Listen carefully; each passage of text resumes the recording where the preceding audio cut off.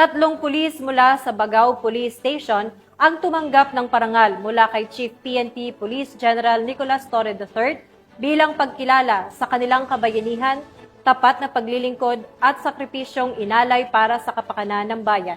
Nakibalita dyan si Patrolman Eduardo Balawag.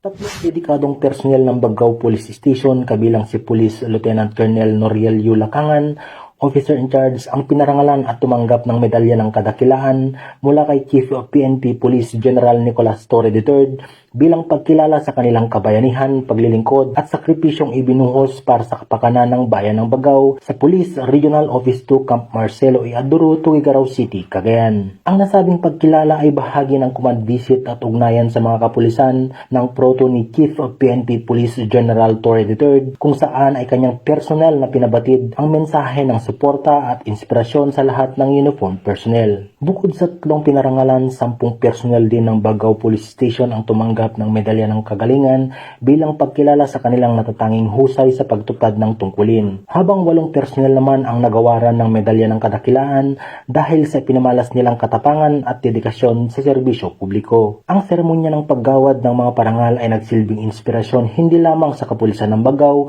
kundi maging sa buong komunidad. Patunay ito na sa kabila ng mga hamon na nanatiling matatag at handang magsakripisyo ang mga tagapangalaga ng batas upang masiguro ang kaligtasan ng bawat mamamayan. Ipinamalas din dito ang kahalagahan ng pagkilala sa mga alagad ng batas na patuloy na nagtatrabaho ng maintegridad at malasakit sa bayan. Napakahalaga ng parangal na ito dahil hindi lamang ito simpleng medalya o sertipiko.